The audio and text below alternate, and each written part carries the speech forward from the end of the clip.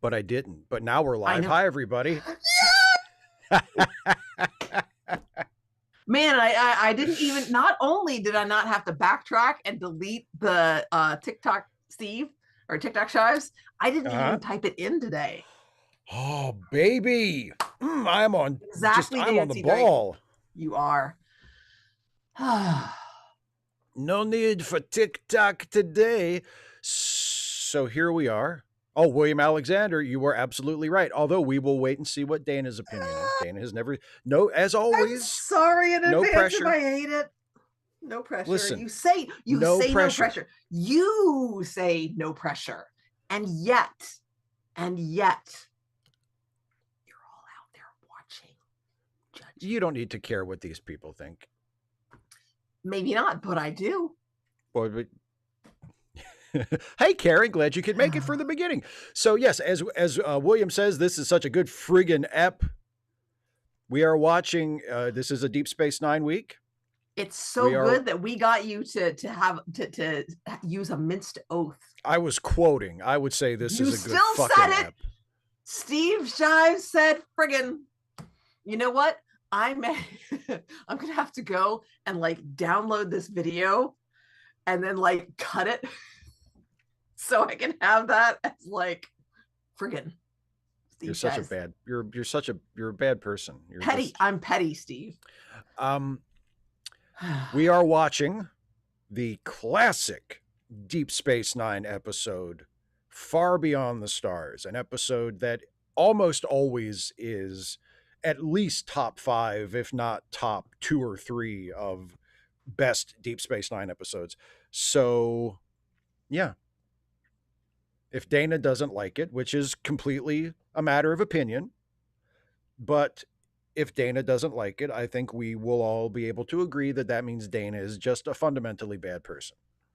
You know what's going through my head right now? Remember how we were talking just a little bit ago about how everything just provokes a song? Yes. What's doom digga doomed up? Doom digga doomed up. Okay, but which one are you thinking of?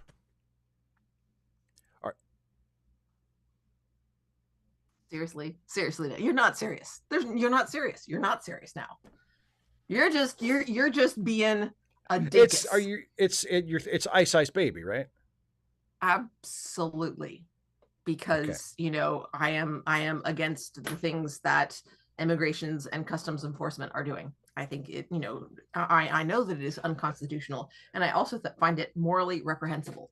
So you're saying, the first ice is a verb, like ice, the agency ice. So ice, baby. Ice, baby. Or to quote another great line associated with Vanilla Ice, drop the zero and get with the hero.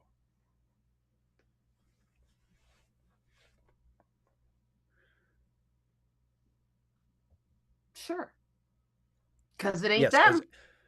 As Philip points out, you could have also been referencing pressing down on me, pressing down on you. Yeah. It's the terror of knowing what this world is about. Caitlin, that's a really... I don't think he was that successful, though, unfortunately for him. Like, Taylor Swift has been like the biggest star in the world for 10 years. Vanilla Ice had like maybe 2 good years back in the early 90s, and then he just vanished. Let's be honest. That would probably be Eminem. Yeah, I think Eminem's closer. Yeah. But even closer. Eminem, I don't think has been as commercially successful as Taylor Swift. I mean, Eminem has sold. Dude, nobody's been as commercially successful as Taylor Swift. I saw maybe last year. I saw an interview with CM Punk where he jokingly, like self-deprecatingly, described himself as Taylor Swift for guys, and I thought, yeah, kinda, but not really. You're like a millionth as famous as she is. I love CM Punk, but it's like, yeah, I don't know if it's quite the same. You're not quite on the same level. There was an SNL skit that had these two the two characters talking about somebody or other. It's like, oh, so and so. Oh yeah, so and so. They're Tumblr famous. You know what that means? And they both turn to the camera. Not famous. Oh yes, I've seen that. Yes, that's I love hilarious. that. I'm like, yes, it's Tumblr famous. Not famous. Not famous. And then of course,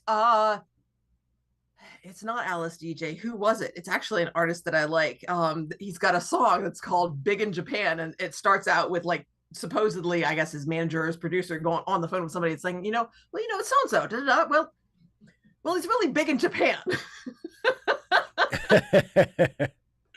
Like Spinal Tap. 255 AD, yeah, unfortunately. Joe Rogan is Taylor Swift for men. Isn't it? For white men anyway.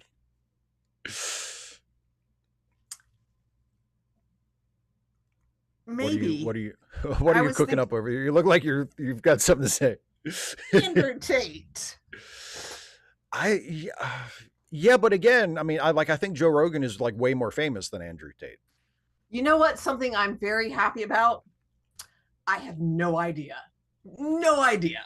I'm pretty sure. I mean, Andrew. I have no idea how relatively famous they are. No. I don't remember hearing about Andrew Tate getting paid like tens of millions of dollars from Spotify in the last couple of years. Like, don't know. Yeah. Don't care. Oh yeah. God, that feels good. That feels really good. Mr. I Love the Ant says Vanilla Ice had his own movie, but so did Taylor Swift. Although, I mean, it was a concert movie, but still it made bajillions of dollars.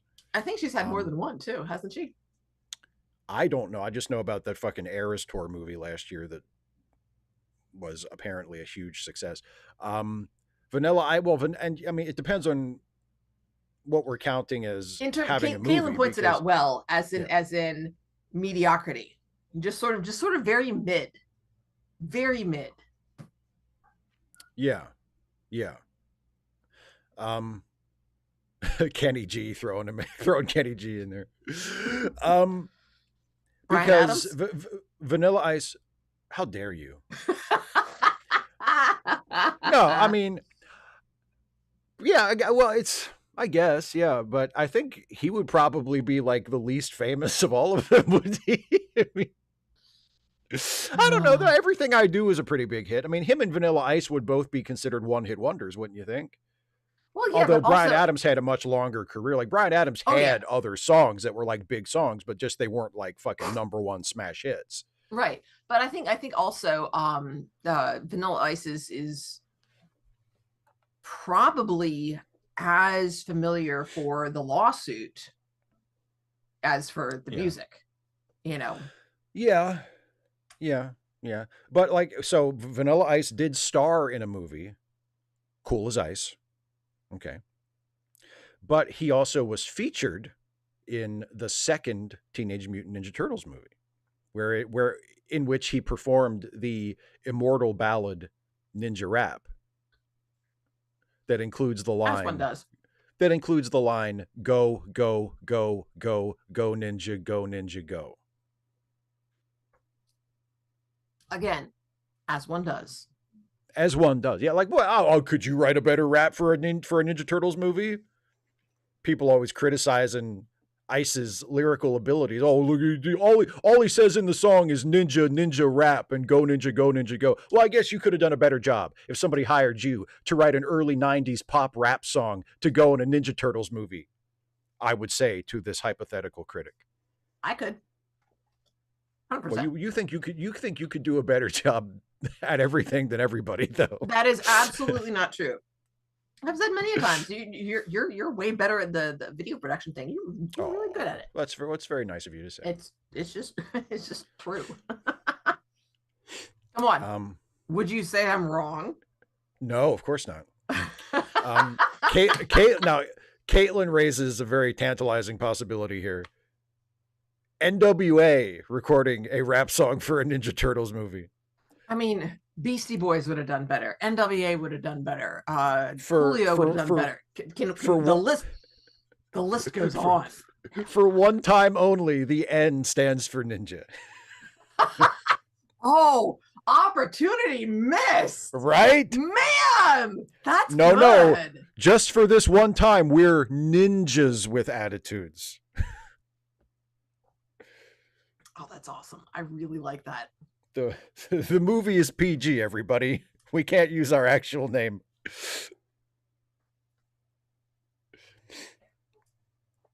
They should have gotten Salt and Pepper and then had them be ninjas with attitude.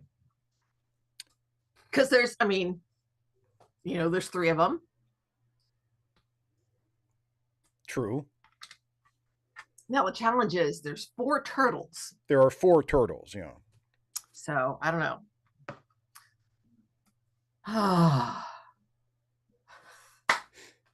William Alexander. So, of course. And again, you know what that Celine makes me Dion. think of. You know what that makes me think of. What Celine Dion makes you think of? Lyrically. As a lyric. Is it a Celine Dion song? No. Celine Dion is the lyric. Oh, I don't know. When Canada is dead and gone, we'll have no more Celine Dion. I think sure. There'll be no more Celine Dion. Blame Canada. So speaking of bad movies, I wanted to talk about this for a few minutes before we start watching our most excellent Star Trek episode. Speaking of bad movies, you have recently had what, for me, was a life-changing experience. I don't think it meant as much to you, but for me, it was a life-changing experience, and I was happy that I got to share it with you, because just a few days ago, you and I, we watched it together on a Zoom like this, but you were watching it for the first time. You finally saw The Room. Y'all, I watched the whole thing except for the end credits. Which I mean, there's no movie. There's no end credit scene, so you can skip it. Yeah. I watched the whole movie, you guys. I am so proud of myself. Which is funny when you think about that, how early I tapped out of Temple of Freaking Doom. That's true. That's a story that we're going to be able to tell for the rest of our lives. That is. Hey, Dana, you want to watch Indiana Jones and the Temple of Doom? Sure. Can we watch Credits aren't instead? Credits aren't even over yet. I'm done. I'm not watching the rest. I can't stand it. Like, can we put in The Room instead? Can we watch The Room instead? To be honest, even though I really like Temple of Doom, there are times when I would rather watch The Room. Like, seriously, I could watch The Room again right now. And I mean, I promise you, I am not kidding about that. I mean, obviously we're not going to watch it. We're going to watch Star Trek, and I'm really looking forward to watching this episode with you. But barring that, like at any given moment, I am down to watch The Room. 255 AD asks about how incredibly misogynistic that film is under the... I mean, misogynistic, yes, but incredibly misogynistic? It's pretty misogynistic. Really? Because it just felt like par for the course to me. I mean, like the entire world is incredibly misogynistic, so you have to start from that baseline. But I mean, exactly. It's not like it's misogynistic to the point that the character of Lisa is written so misogynistically that for me, she kind of comes around the bend and I kind of start to love her because like she is just so shamelessly, unrepentantly awful and evil and manipulative. And I'm like, she's kind of great. Like, because she gets to the, Is she manipulative? I feel like she's just obliviously like uncaring. I mean, I guess it depends on how fine a point you want to put on manipulative, but I mean, like she hides the fact that she's, I mean, she doesn't just break up with Johnny. Again, the names, I love the names. Johnny, Danny. Mark. Yeah. Denny. It's Denny, not Danny? Denny. No, not Danny. It's hard to tell with Tommy Wiseau's accent because it's like, what is he saying? But no, the character is Denny. Yeah. Okay. Like the restaurant. Exactly. Well, the thing is, like, because the others are such generic names, like Steve and Lisa and Johnny and I don't know who else do we have. I don't care. Michelle. Is that the like friend character who they come over to work on their homework? Yeah, and her boyfriend, Mike. So that's another generic name. And Peter, the psychologist with the Nazi glasses, who looks like a Nazi, who Johnny solicits advice from, and then like 15 seconds later yells at him for always trying to give them advice. At HB Haga, I don't think that's fair. I think Lisa's mom is, I mean, she doesn't get a chance to show much range, but she does some character acting there. It's not just like, bland delivery like everybody else has. She's doing some stuff, which is fun. I think she's probably the mom is probably my favorite character, especially the way Johnny is like such a jerk to her at the end after she's been like completely standing up for him. Yeah, and Lisa's like, and he like, I don't love him anymore. She's like, you should stay with him. And then he's like calling her a bitch from like inside the bathroom, and I'm like, what did she ever do to you, man? Nothing. She was on your side all through this thing. Yeah. Yeah. I mean, again, have you heard that? Have you heard my theory from anybody else? You mean about what? About Tommy Wiseau. About Tommy Wiseau's true nature? Yes. I mean, people have joked about that okay. that he is one of the undead. Yep. And then you pull out that was supposed to be the big reveal that he was secretly a vampire. I'm like, wow. I've never seen more evidence that vampires actually exist than this movie. Yeah, yeah. But like I mean, The Room is one of those movies. It's one of the only, if not the only movie that I can think of off the top of my head that, like, when I watch it, I'm mentally sort of riffing it, and I never have to use the same joke.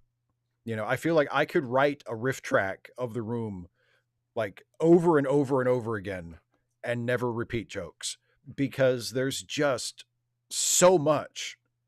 And with everything that there's so many different directions you can take it. It's the perfect bad movie to watch and make fun of, because I would skip the sex scenes because they were just so boring. They were so and and so frequent for the first 45 minutes or so. That, and like similarly to fight scenes for me will drag really fast. Really fast. I lose interest so fast because I just do not care. I don't care. But then the dialogue is just so clunky that was the most interesting part of it for me. Yeah, and like what we were talking about after we watched it, were like the drinking game you could play. We're like, every time somebody says, I don't want to talk about it. Every time somebody says, I can't stay, I have to go. Every time somebody says, I'm fine, or it'll be okay. Like just the generic kind of filler phrases that are like 75% of the dialogue. It's just, it reads like it was written by someone who has lived with humans, but is not actually human themselves. Yeah. Speaking of reads, there is an unofficial novelization. That like a fan wrote, like fanfic, but it's a novelization of The Room. It is so goddamn funny. There's a scene in the movie that I'm not sure if you noticed because you were either talking or not paying attention. As I do. As you do. And it's the scene when they're playing football in the alley, and Mike has told his story about, having to go get his underwear because he left his underwear behind in Johnny's apartment. And then Mark shows up, and he hasn't heard the story, but Danny says, oh, Mike was just telling us about his underwear. and Mark goes, underwear, underwear, what's that, man? And as he says it, he like takes the football and he just fucking punches Mike in the stomach with the football, like kind of like a bro thing, like, you know, kind of tapping him or just, you know, like shoving the football into his gut. And Mike he like topples over into the garbage cans and just completely goes ass over tea kettle. And in the novelization, that scene goes something like, you know, they have Mark's line where he's like, you know, underwear, what's that about, man? And then, as if to emphasize his point, he pushed Mike the fuck over into a fucking stack of trash cans. It's like, yeah, that's exactly what happens. Why does he do that?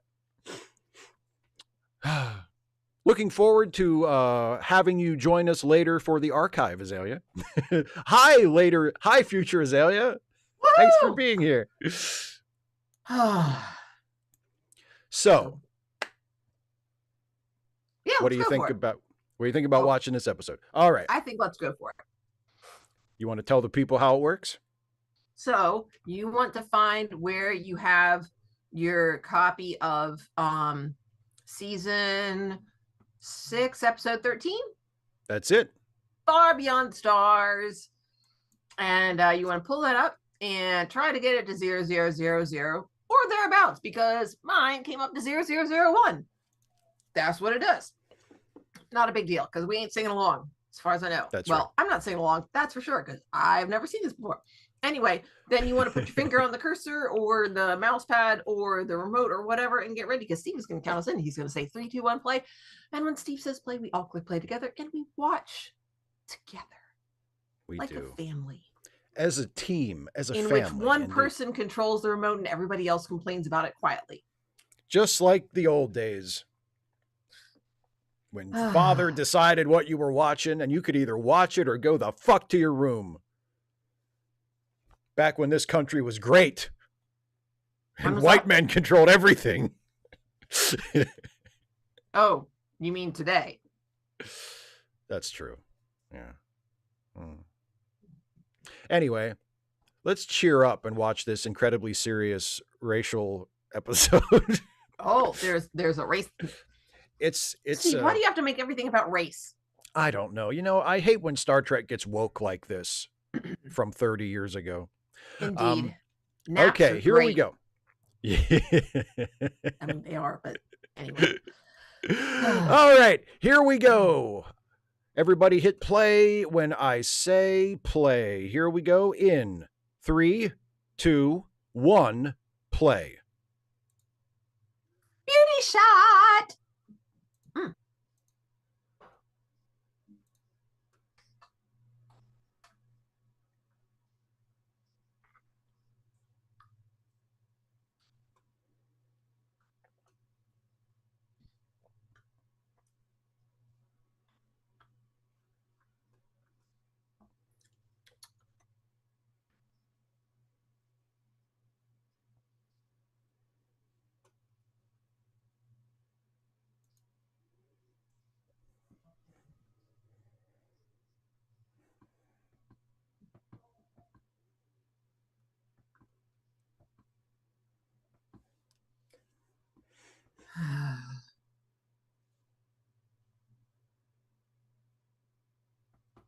I don't think he does.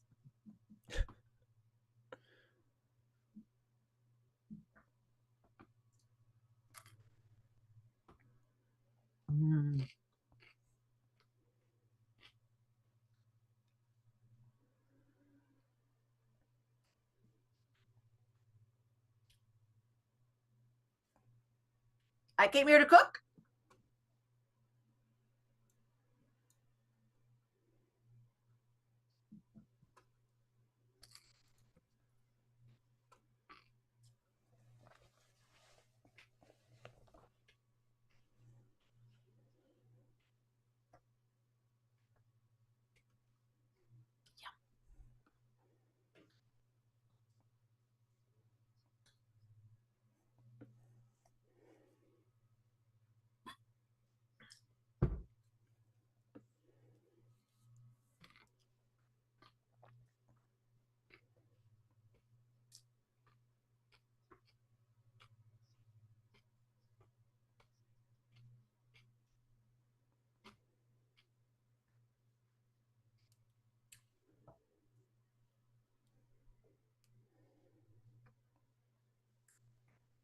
Yeah, Mr. I Love Dance. I mean, given that our work days are typically 8 hours plus, like, yeah, you know what?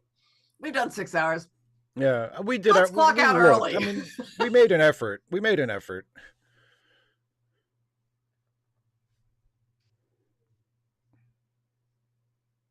Not like you usually do, just sort of do whatever the heck you want without thinking about it.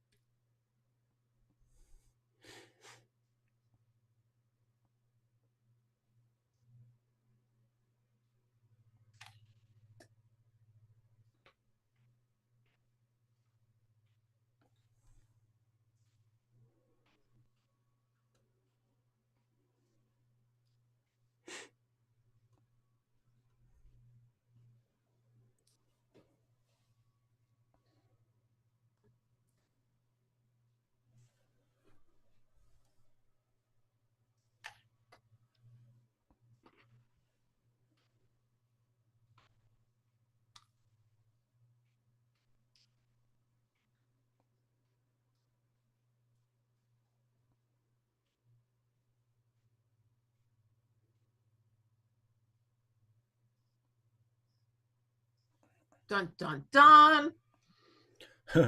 Oh, good. It's a Captain's Going Crazy episode. Sweet.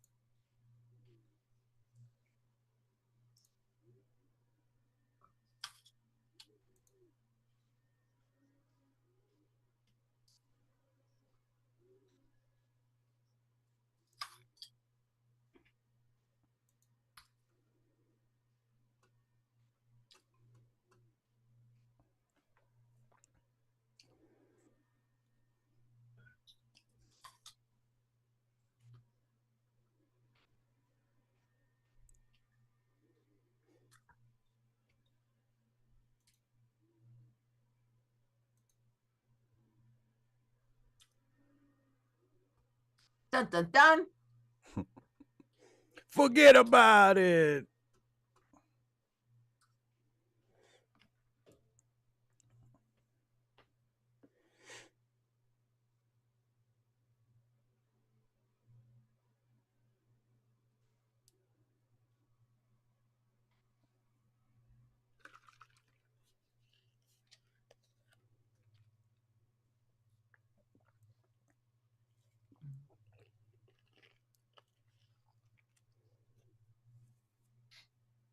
So, David, shouldn't that be great? The emissary is losing it again.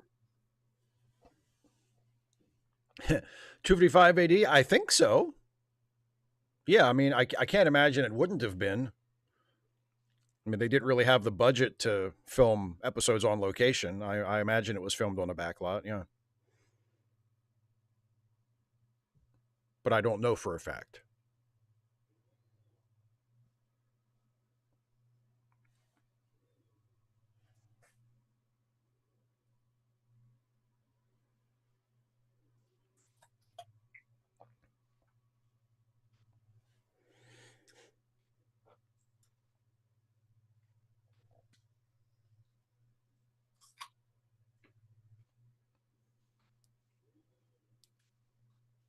Yeah, David Cedric. Nobody ever hallucinates for like medical reasons. It's always aliens projecting something into your brain.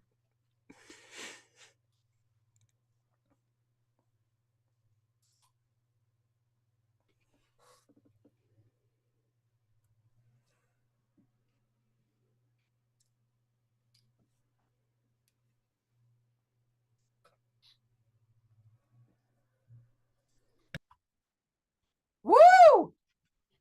Woo!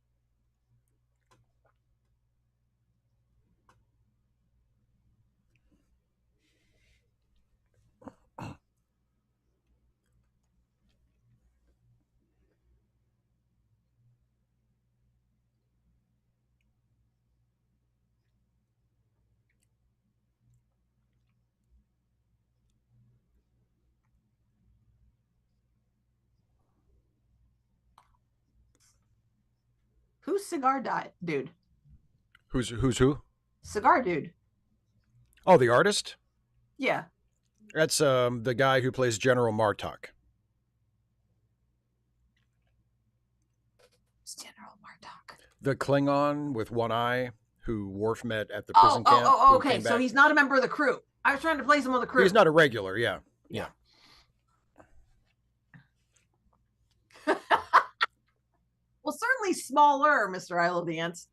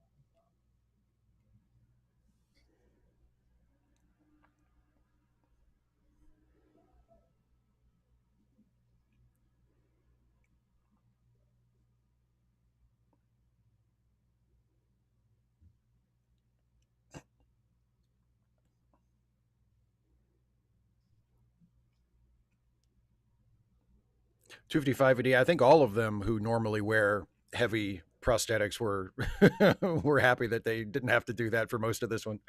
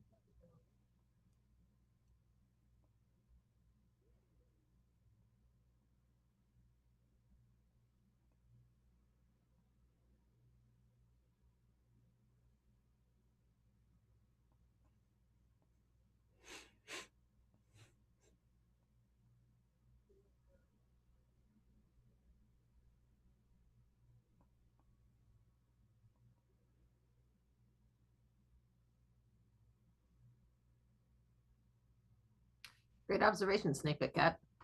Yeah. Yeah.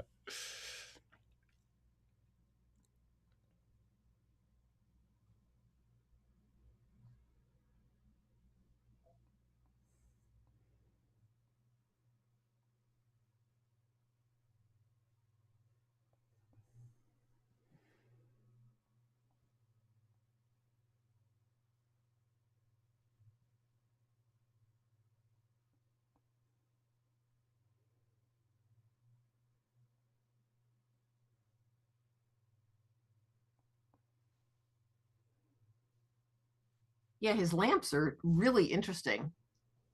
He's got Yeah. 3 very different ones.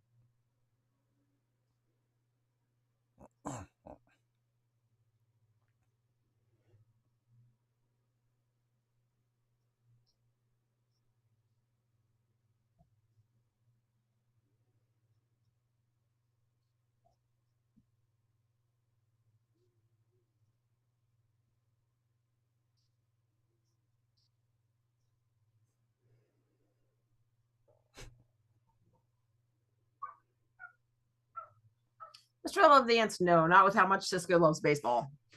That's true.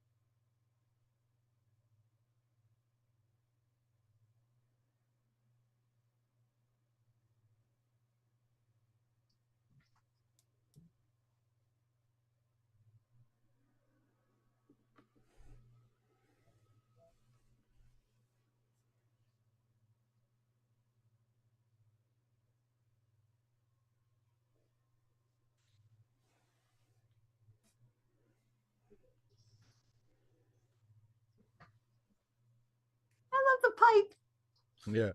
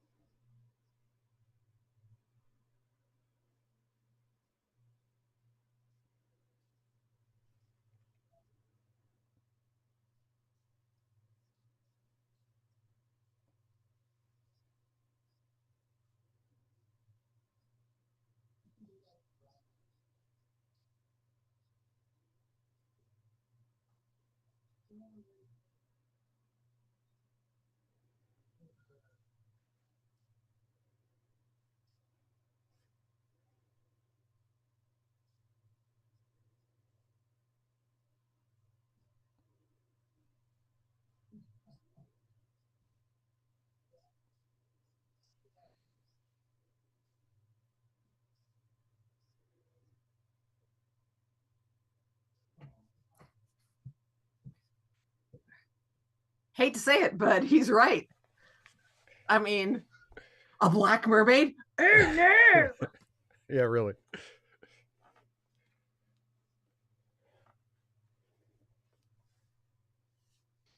I love that she switches out the gum.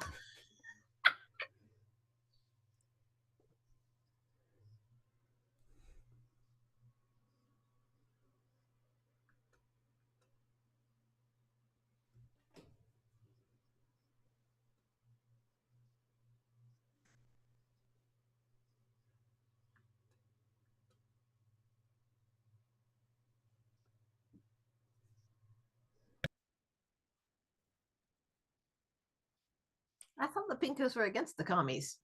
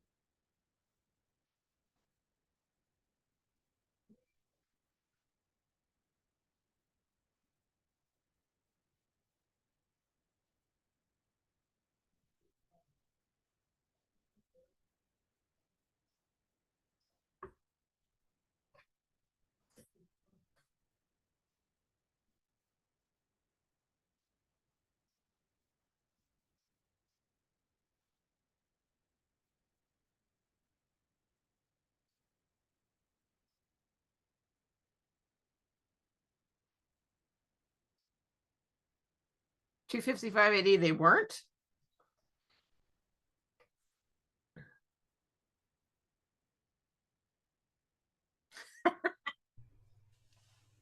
Oh, life rule number 2: change is inevitable.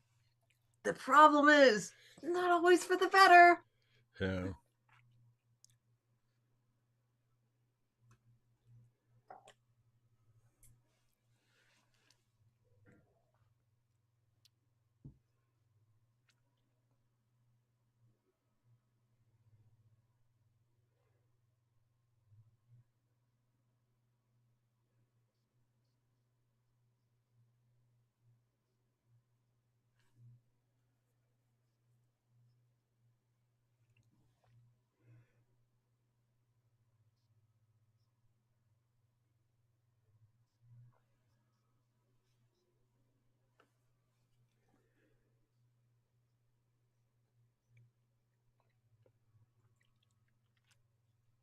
Lamb, 10.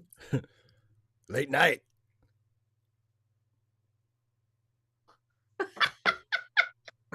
She didn't even look at him.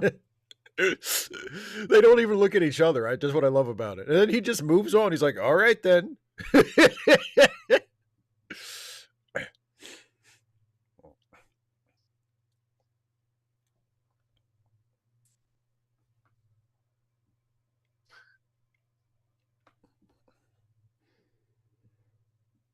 Show me the way.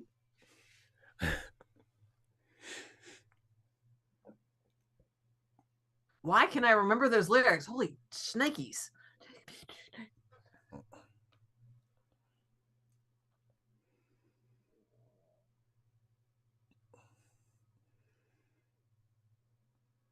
That street preacher sure is pushy, but he does have a point.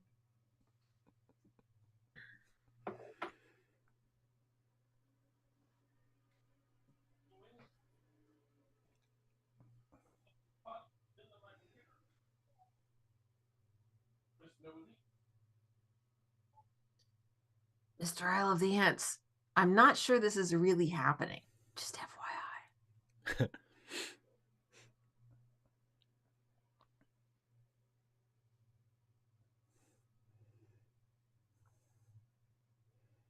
Hey, hey. Hey. Can't you give me 10 minutes peace?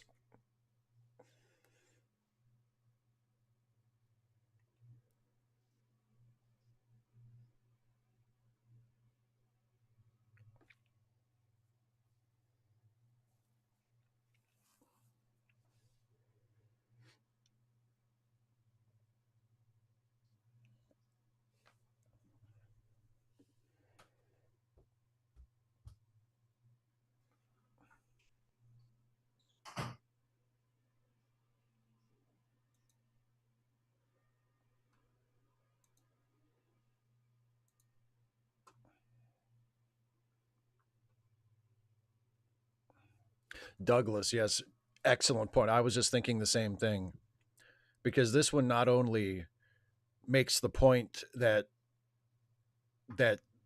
Star Trek should be doing this kind of thing, but it's actually doing it as it makes the point. It's putting its money where its mouth is.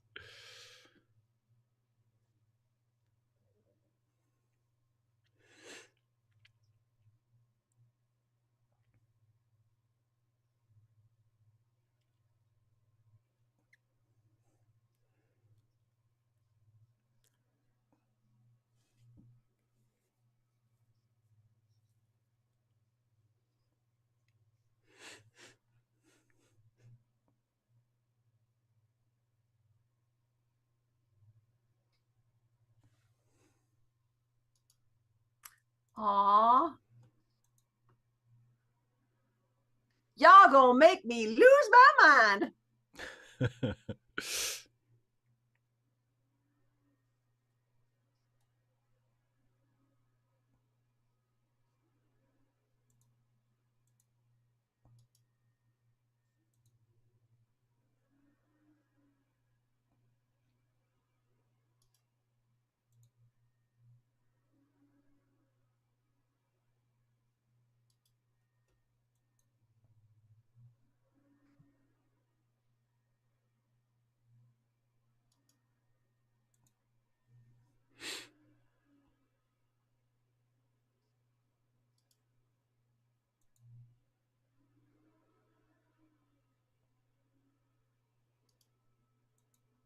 It was all a dream.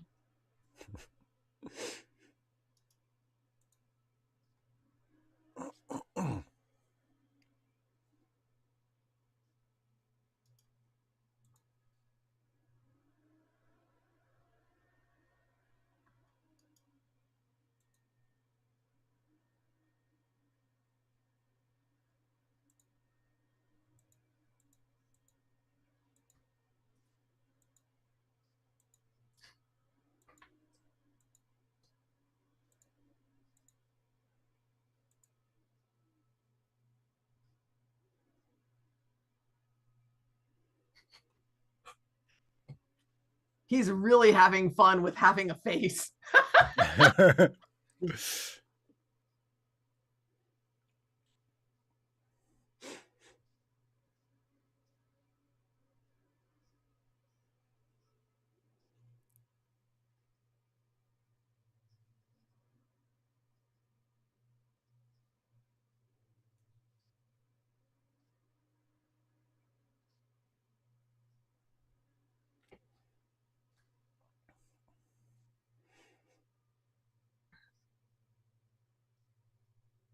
Yeah, Caitlin, I like the clips.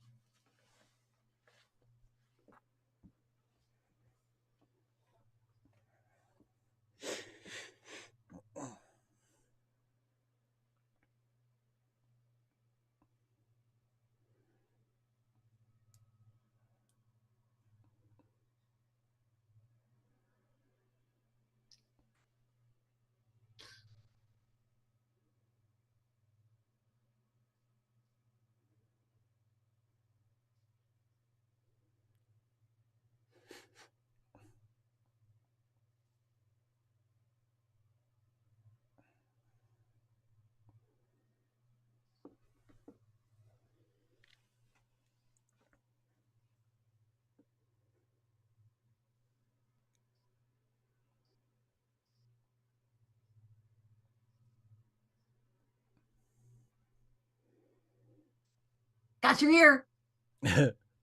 There's a quarterback here. Oh, he squeezed a little hard.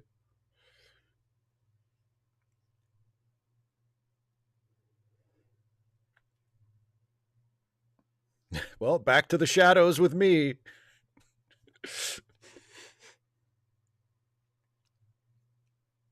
Uh-oh. Okay. I got the spinning wheel of doom for like a split second there.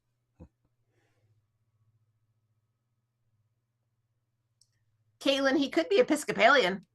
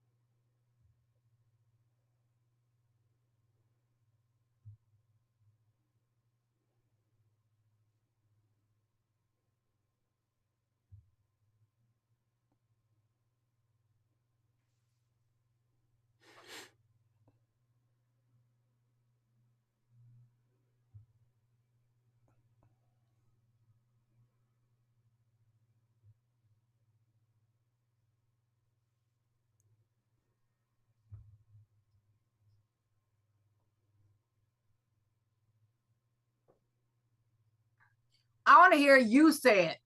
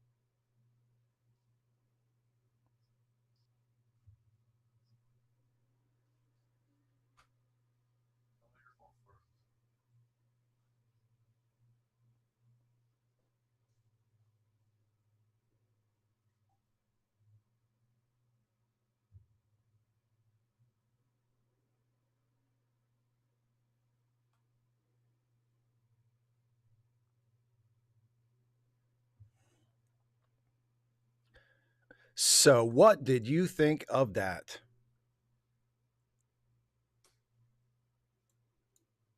It was interesting and fun. Interesting and fun. Mm-hmm. Okay. Please tell me more. Um, I mean, it was fun to to look at their analogs. The choices that were made for who they were. Oh yeah, they did a really good job of that, of sort of casting the regulars as the characters in Benny's world. Yeah. Mhm. Yeah, I'd be keeping up with them pretty regular. Uh, they what they need to do is they need to have just one of those little portable scanners. They can just blip him. They can just zoop him. They need Yep. a they need a zooper. Yes, as Caitlin says, a fun romp for all the family. Quite. I mean, I'm glad you liked it. I don't know if fun is the word I would use to describe it. I mean, there are certainly fun elements to it. Like you're right, it is cool to see the cast playing different versions of, different characters. I do think Michael Dorn is great as Yep. the Willie Mays analog. And Sirach Lofton as Jimmy. Somebody pointed that out in the chat. Like that character he's playing is so broad, and yet Yeah. he does such a good job, Yeah. playing that guy with the mustache and the hair, and it's Yeah. The waves, man. yeah, man. Oh, You know, so yeah, I mean quite dapper. there is a fun element to it for sure, but I mean it's It's a little heavy, don't you think? I mean, Yeah, and in it does what it can within the time frame of one episode, and I really think that limits it. um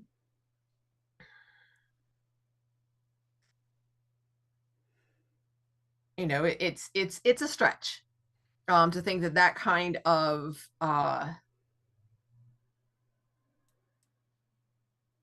breakdown builds up over even months, honestly. Because I mean, some of the things he says when he's going on his little rant in the office there, go ahead, call the police. I'm like, dude, what? Like, no. well, he's not Yeah. thinking straight. He's having a breakdown. Uh-huh. I mean, he's not going to stop himself and go, "Oh wait, never mind, don't call the police." Like he's having a breakdown. You know. Um, um Liz, I don't, it's hard to say because I don't know that whether for similar reasons to the fact that whoever the owner was decided to pulp the magazine, which is really interesting. Apparently that that it went to press and then the owner pulped it. Like, didn't look at the proofs. Oh no, we're just gonna pulp it after it's run. Okay. So but that's more dramatic though. Yeah, exactly. And it makes more of a statement. Like the publisher is so opposed to having a story with a black lead character, even in a story that turns out to be a dream, that he would rather just not put out a magazine that month at all. Like that's, well, not just not put out a magazine that month, not distribute the magazine that has already been printed. Well, he's not going to give it out for free. But no, as in, as well, not sell the magazine that's already been printed. Like, not just, no, that's like, the point. I mean, Yeah. Like, even if he stopped, even if he read the proofs and then didn't print it, it's it's still not producing a magazine that month at all.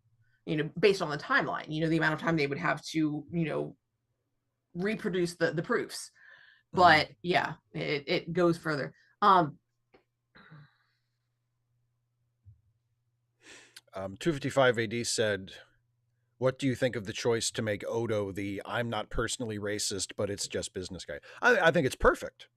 I mean, I don't think that's necessarily Odo's character, but I think maybe you can draw a line. You can draw a line from that guy to how Odo was during the occupation when he was working for the Cardassians, because like the little glimpses we've gotten of how he was back then is very similar.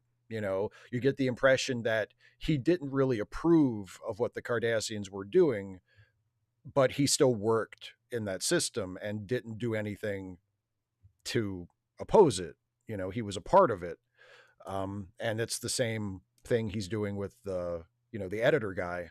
It's like he recognizes that what's happening is not good, but he chooses, he basically he washes his hands of it. He says, it's not my job to change the world. If the publisher tells me we're not putting out a magazine, then that's what we're doing. And if the publisher tells me to fire you, then that's what I'm doing, because it's out of my hands. Like, he's that guy.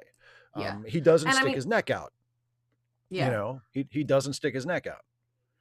And notice he doesn't say that he's not racist. No, and in fact, and I think that's important. He doesn't say, I know it's wrong, Benny, but I have no choice. Like, he sort of gets a little snippy when Benny pushes him on it a little. Yeah. He's like, this is just how it is. He's very much a pragmatist. Yeah. This is the case of it. Yeah. Very much like Liz mentions, it's drain the pool politics. Yeah, it's or fill the pool. Just bulldoze it full of dirt. Yeah. So. Yeah. And when Liz also mentions attempts at integration, responses to destroy or shut down whatever was trying to be integrated. Yeah. And I mean, we even saw that. It never actually went anywhere, but I remember when same-sex marriage was legalized, there were people on the right who were talking about, well, maybe we just shouldn't have marriage at all. Yeah. Like they were, at least in a legal sense, like in a civil Yes. sense, they would still have Yeah. religious marriages, but like because, and that was their mindset. Well, if we're going to have to share this with, gay people, then we might as well just not even have it. Yeah. And it's the same attitude with racial integration. So we just won't have a school if we're going to have black kids at it. Like Yeah. it's so absolutist. It's absolutely scorched earth. They will not, some people just will not move an inch off of their own bigotry. They would rather just destroy whatever institution they're supposedly trying to protect, if it means giving other people a chance, giving other people access to it. So,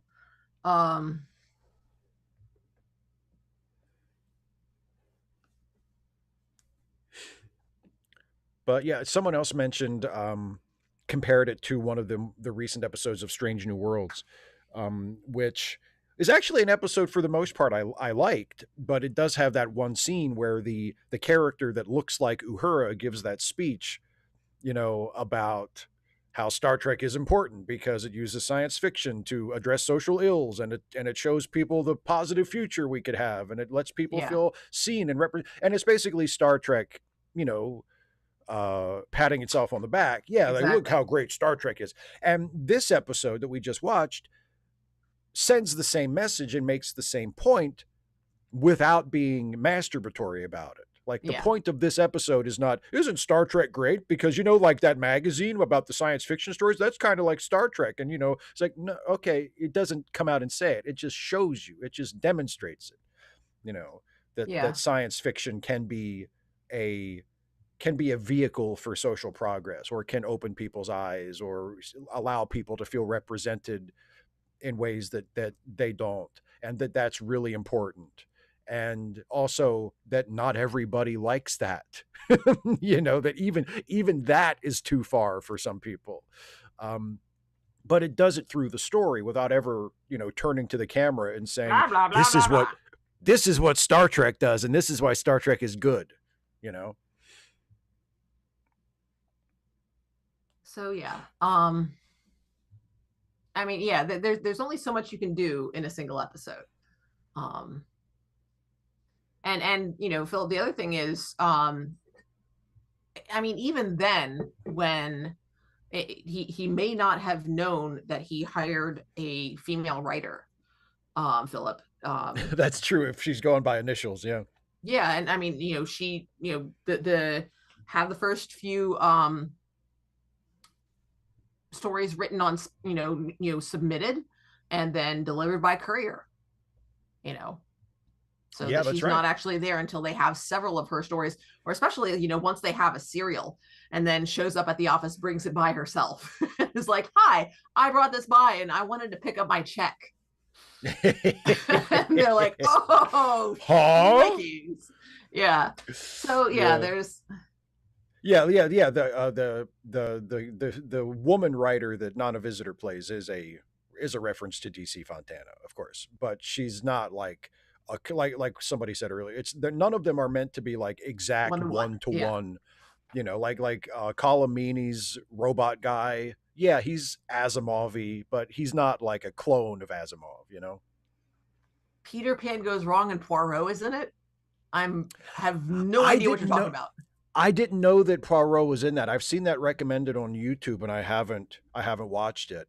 I watched I think it was I watched the first, the show that goes wrong, like the first one, and thought it was funny. And then I watched some of the subsequent episodes of the Goes Wrong show and really didn't think it was that funny. Like I feel like they kind of, I mean, there were individual moments here and there that I thought were good, but overall I just really didn't think it worked that well. But I've seen Peter Pan Goes Wrong recommended to me, and I thought, maybe I should watch that, but I didn't know that David Suchet is in it. That's extra motivation He's to check it out. Shmi, apparently. Oh, that's great. Yeah, why we can't have universal health care, because then, people with melanin might get health care, have better access to health care. Not better access than we do, but might have better access than they currently do. Which is just, yeah. Like I understand the concept, but it just absolutely blows my mind. I'm like, no, Yeah. that's just dumb. It's no, it's not just dumb. It's just bigoted. It's bigoted and dumb. Well, It's which both. is dumb. Yeah, it's both. Yeah. Yeah, Um, yeah, Douglas, absolutely. I was waiting for him to wake up in jail. I was like, he in what, the 50s? He's a black guy who punched a cop. Like, yeah. okay. Well, like, I used this this episode as an example in a Trek Actually video I did a while back, talking about like the idea that, well, yeah, I mean, Star Trek's always been political, but you know, it never was like in your face about it, you know, which is, you know, what show are you watching? But like, I use the example of the scene where the racist cops are beating up Benny, Mm-hmm. and there are the, you know, the, like they keep changing from the racist cops to their regular characters. So Yeah. it'll be racist cop, and then he's Gold cop, and then he's racist cop again, and then it's Wei Yun, and then it's, you know, and I'm like, how much more obvious can they make it without just having one of the characters turn to the camera and explain it to you? Like, the villains of our show are the same as these guys. Yep. Like, how much clearer? We're literally showing you these are bad guys, and bad guys like these from real life, like racist, abusive cops, they're the same. They're the Yeah. same, you know, but it wasn't, it never used to be so obvious about it. Okay. 255, I don't think it's cowardly. I think they were having stylistic fun with it in terms of, you know, the costuming and the props and stuff. I mean, it's just, Yeah. it's more fun, you know, in terms of, you know, that kind of thing. Yeah. The dressing. You know, you get to wear the hats. Come on, let's be Yeah. honest. You know, you get to wear the hats. and also, I mean, making it a period piece, setting it in the 50s, allows them to be a little more stylish with it. And one of the things Rather that than Star Trek, contemporaneous, yeah. one of the things that Star Trek has always had a very mixed record with is portraying like the contemporary world.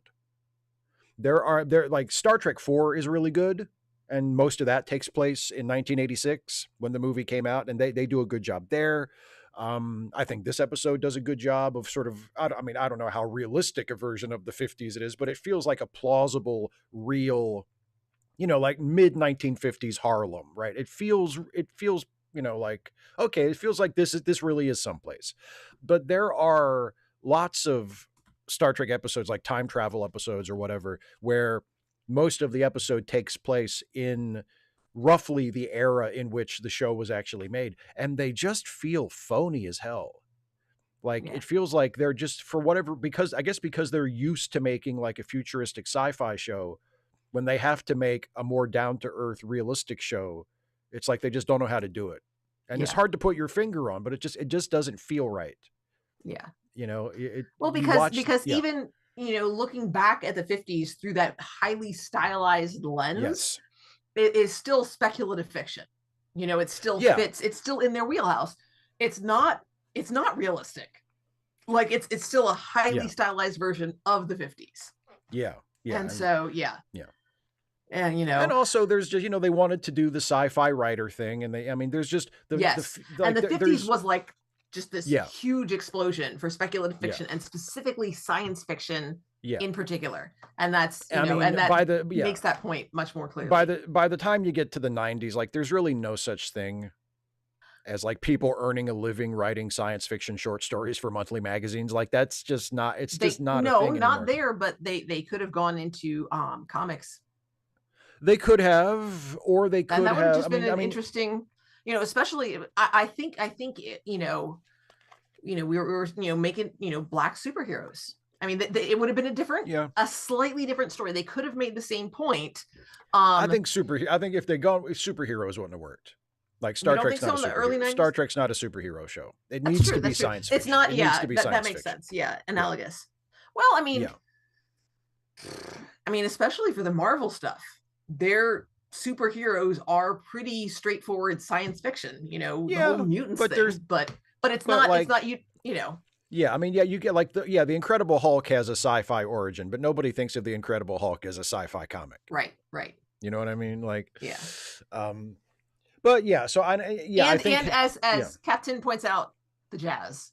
You would have missed out the on the jazz. jazz, the costumes. I Mm-hmm. mean, come on, the cars, the whole But thing is I just a will nice say, presentation.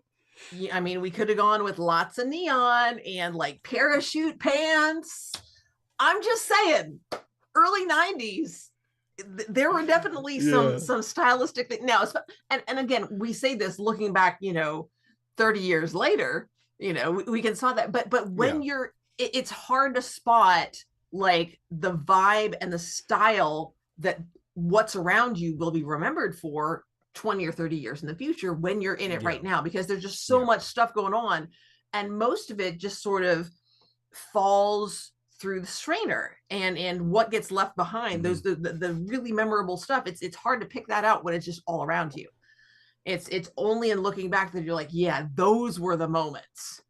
So Yeah. And as also, I mean, as Liz points out, the 50s setting was important because, yes, 1950s pulp sci-fi was an incredibly important ancestor of Star Trek. Like, Star Trek is, I mean, some of us, we don't really think of it in these terms because Star Trek has become Star Trek. It's like its own thing. But Star Trek is pulp sci-fi. Star Trek was the child of movies like Forbidden Planet, and movies like Forbidden Planet were the child of like pulp science fiction from magazines and from comics. Yep. Like that's where it comes from. Yeah. So having it And take yeah, place so at it's a reaching pulp back into sci-fi its own magazine. roots there. I can Yeah. definitely see that. Yeah. So, yeah. So Yeah, mentioning worst character, I was bummed that when we first saw him, his hat didn't match his suit. I was ready for him to have a hat with the white across, the white band, but to match the suit, and he didn't. And I was like, okay, I'm paying attention, but it was just like it was distracting for me. And then like the second time we see him, he's wearing like a cream colored suit that matches the hat. I'm like, should have seen him in that first, but no. Anyway, he's making a fashion statement. Well, he's making a statement. Caitlin says, make sci-fi pulpy again. I would be 100% okay with that. Because here's the thing. You can do what Star Trek is known for and good at and tell like political stories and stories about that sort of push for social progress. You can do that and also do pulpy as hell science fiction. And when Star Trek manages to do both of those, I think that's like the sweet spot. Because I do very much, I see Star Trek still to this day as pulp science fiction. And I think when it leans into that, it's almost always for the best. Yeah.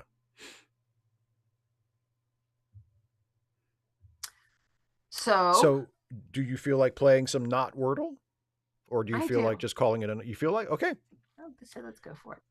Let's go for it. All right, everybody. We're going to play. It's technically it's called Wordmaster. We call it not Wordle because it's basically Wordle, except it's not Wordle. Got the serial numbers filed off. Yes, exactly. And so the way this works is Dana is going to actually take the lead and decide which words we guess, but Dana is not actually seeing the Wordle board. Dana is going just by my winging it, my description of it, and deciding what words we should guess and when. But of course, you all are also invited to play along with us. So if you have your own ideas, your own guesses for what we should try next in the Wordle game, please drop them in the chat as well, and we will play as a group and do our best to solve this Wordmaster puzzle together. So Dana? All right, let's go with our usual opening. Heart. Heart. Okay, that gives us an R and a T, but both in the wrong place. Well, then it's not train. The R and the T move, but we can't have an A. Okay. That's true. Yes, that's true. You. Yes. I have an idea that I don't like. What is it? Trump? Yeah. I mean, Let's try okay. lions. Let's try lions. Can we try? Hopefully, lions will make Lions. me feel better. Okay. It makes you. This will make you feel better. Okay. There is an O, but Oh, it is thank you, not in. God. But it is not in that place. It's not the third letter, but there is an O. Okay.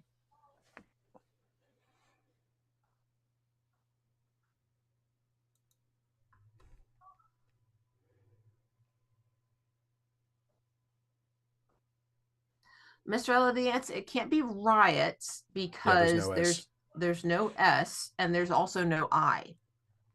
That's true. Um Troop. and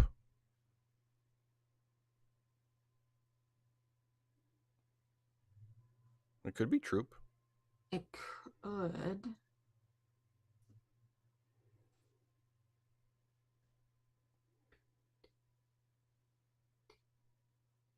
No.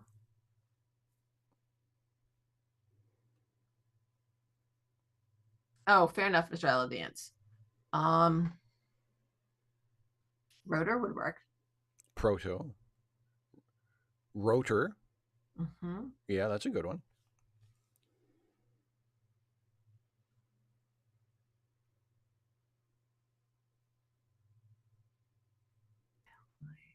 Oh no, it can't be trout because the O cannot be Oh, in the that's it. middle. Can't be trout or it can't be troop. Yeah, you're right. You're right. Sorry, Jan. Yeah, it's because the O would be in the third position.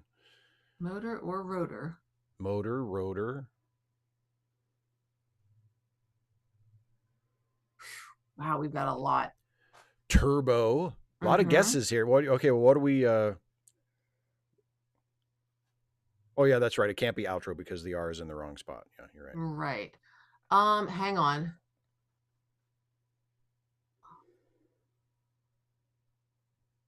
Snake Big Cat, it can be trough because of the H. Yeah, no H. We know. Yeah, no H because there's no H. We tried heart. Yeah, Let's go with motor because motor. we want to try the M because tromp actually works as well. Oh, okay. And tumor as well, I think would work. Okay, we'll So we try want to try the motor. M. Yeah, we've M got O T O R. Motor. Okay, it's not motor, but but the O is the second letter. okay. And we don't, but there's no M and There's no M. there's no M and there's no second O. So Okay. but and the T is in the wrong place and the R is in the wrong Again. place. And the R is in the wrong Yes. place. So the Okay. R is not the last letter. And we can't, okay, so it's O. The R is not the last letter. The T is not the last letter. Right. Well, yeah, Caitlin, it doesn't have a second U. William Alexander, we just found out that it can't be tutor because the R cannot be the last letter. Right. So it could be TOR, and there's not TORU. No. Mr. I love the answer can't be fourth because of the H. Right.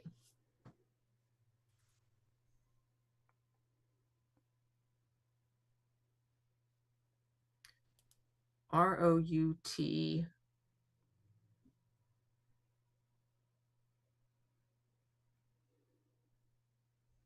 Man, I'm having a hard time moving things around because of all the ones we haven't had.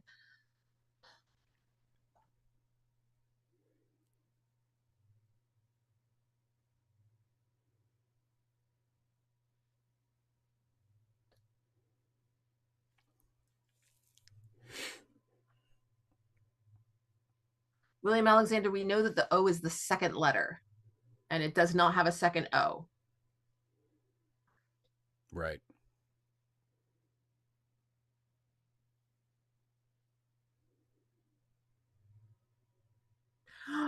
Torch. Torch. We know there's no H though. There's no H. Dadgummit. I know. I thought it for a second too, but there's no H. Yeah. Darn. But yeah, are there other possibilities for TOR something something? TOR. We haven't. Yeah, can't have the H. No H. I'm thinking we don't have the U yet. TORU or ROTU. ROTU.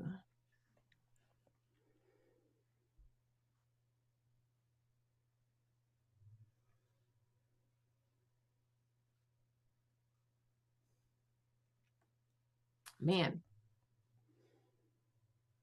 Philip Kehoe says 40. It can't be forte because the E is not there. No, 40. No, like right, but right below.